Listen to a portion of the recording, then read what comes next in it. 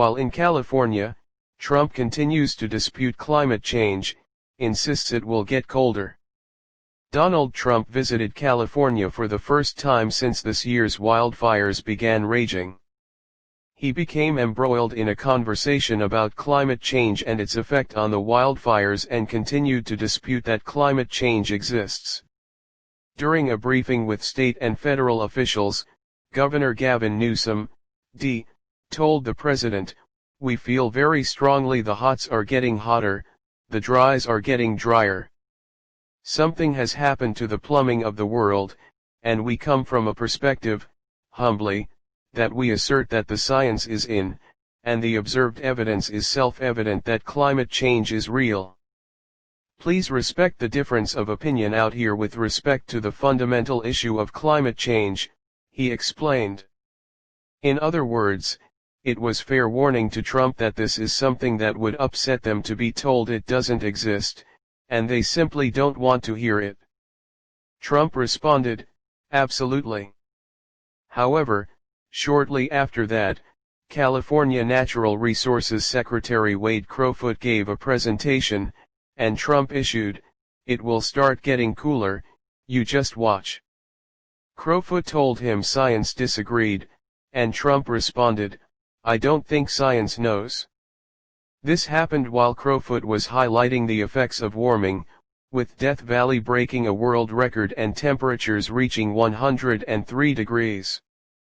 Trump didn't respond but did raise his eyebrows.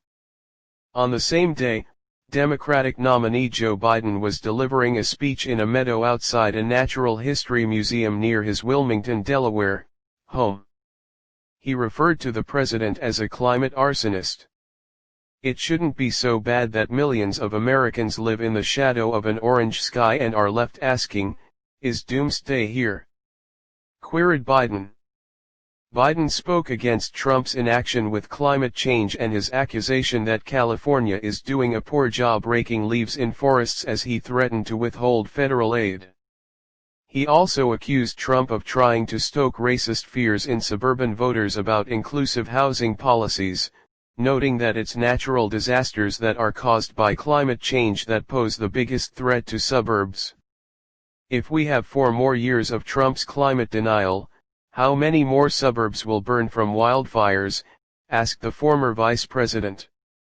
Donald Trump's climate denial may not have caused these fires and record floods and record hurricanes, but if he gets a second term, these hellish events will continue to become more common, more devastating, and more deadly, said Biden. Later in the day, Biden appeared at a virtual fundraiser hosted by House Intelligence Chair Adam Schiff, DCA, and Haim Saban, a bigwig in the entertainment industry. "The West is literally on fire, and it's still about Trump." Biden has proposed a $2 trillion plan for climate action.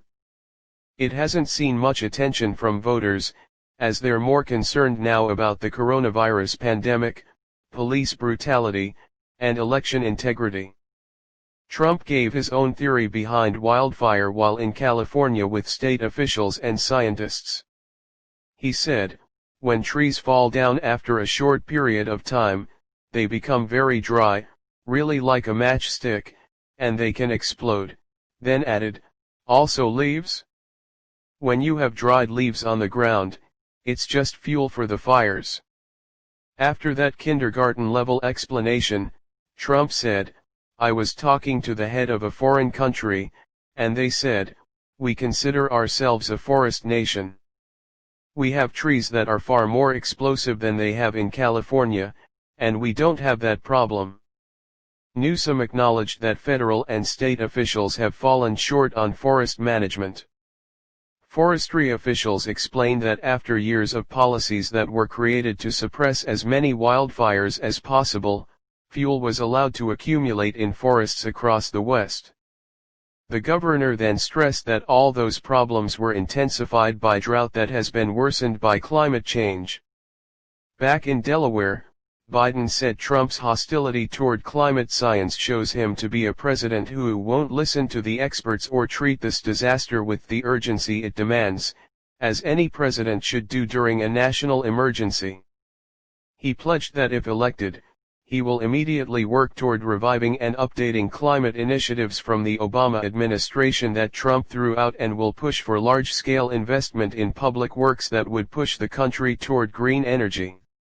Trump sees such policies as out of touch with American attitudes about energy.